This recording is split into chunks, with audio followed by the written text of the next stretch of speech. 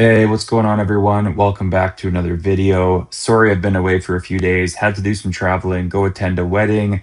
Also getting ready to move. We're getting ready to head out of Alberta, and we're actually going to settle down in the Okanagan for a while.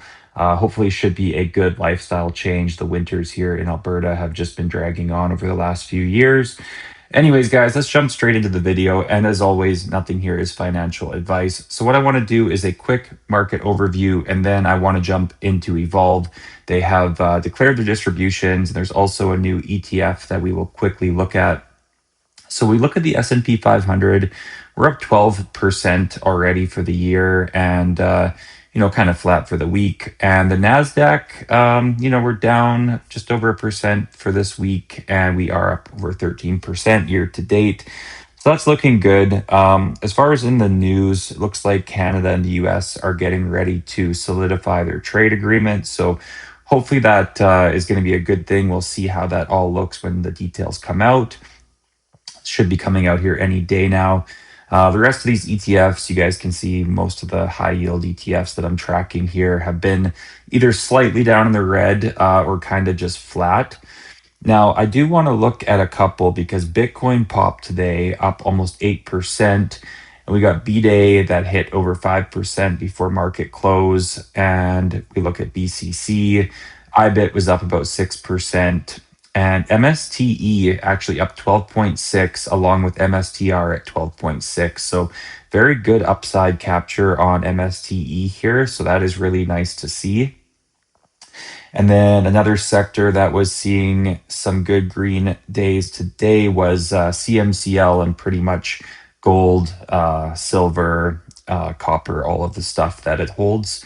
And ENCC actually slightly in the red. So that's kind of just an overview, guys. Things are moving along pretty nicely. I think I do have some room for margin. I've got a margin account now my broker has set aside. So I do have access to some margin. I do want to invest in it, but I'm waiting for a pullback, something that we haven't really seen. I don't know when that'll be, and I'll keep everybody updated on my plans for that. Now let's jump into Evolve because we've got the Evolve announcements for their August 2026 distributions, and there's some big changes here, guys. You guys can see that BIGY is now paying 20 cents per share. They dropped down from that 31,250 down to 20 cents. So, that's over an 11-cent drop. Canny is paying the same. SIXY actually jumped up from 21 cents to 27 cents. Inti is paying the same, I believe. And Easy did drop from that 31,250 down to 25.50. Now, guys, this is something that I haven't really noticed or seen from any other ETFs that I can think of, but they basically have a full press release on Bigy's distribution cut. So let's go ahead and look at what they have to say here. Basically, you guys, they're saying that they're resetting the distribution from 31.25 down to 20 cents per unit, still being paid twice a month.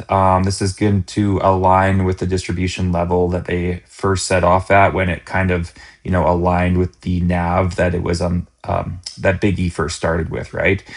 So basically, guys, if you can read this, you can go to the website and read this whole thing. What it's saying is that this distribution cut is going to give the fund basically the breathing room to grow. If they continue to overpay, it's really going to be difficult to grow that NAV, as well as the cover call strategy that they use and everything like that, right? They need to cut that distribution to be able to give it some breathing room. They do talk about broadening their different stock positions. So they moved from 10 up to 20 to cover a wider range of sectors. So this is going to reduce concentration and volatility. So, this is basically a pretty big drop. And, they did put out this whole press release on it. And I even talk about Easy. So as we just looked at, Easy has also dropped. And right now it's saying that Easy is holding 45% Biggie, 30% Canny, and 25% Inti. So it's a flow through fund, right? So, of course, with 45% in Biggie, they are going to see that drop in there now. So, anyways, you guys, if you are interested in really diving into this, it's on their website. You can check it out. One thing I would, one thing that just pops into my mind is why not add SIXY into Easy? That would give it maybe that could start to kind of bring that distribution up a little bit since SIXY had that really good distribution increase. Anyways, guys, I'm sure that there's a method to the madness that I don't know about.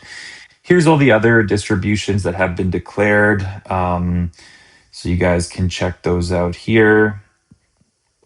And there they all are. And then we have one new ETF that they just recently came out with, and it's a new one in their ultra yield lineup, and it's here called TECY. My understanding is it's like QQQY, but it's leveraged. It's paying that distribution twice a month. So they are using that 33% leverage. Basically, you guys, it's 48 technology holdings in the NASDAQ 100. So you guys can see here when you look at the overview that basically it is actually holding QQQY. And it says here that the underlying investment fund QQQY is being held. So that's why the management fee is 0%. So you're going to basically pay the management fee on QQQY. We do have that currency hedged to Canadian. And those distributions have been declared at 18 cents twice per month with 33% leverage. Now, I know this is something that a lot of people have been waiting for. QQQY has been pretty popular. I know for myself, I never have invested into it. I kind of went into some different tech funds, but I'm definitely open to the idea. And now that there's a 33% leverage one, we'll just have to wait and see how that does. And it'll be, as I said, in their ultra yield lineup, along with BIGY, Canny, Inti, Easy, SIXY, all of those, you guys. So that's pretty much the news and the update. The big news here, guys, is a huge drop in BIGY that I think we all knew it was coming. It was pretty much inevitable. If we look at BIGY, we can see that it's down in share price over 30% this last year, and it is down over 36% for all time. Pretty much it started trading around 25 bucks and it's down to about $16.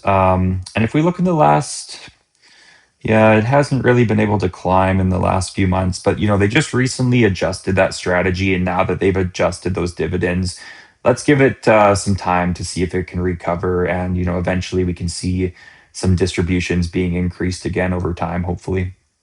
Anyways, you guys, if you enjoyed this video, please feel free, drop me a like, drop me a comment. Be doing a full portfolio update here on Friday. Hope everybody out there's having a great week, and I will catch everybody on the next video.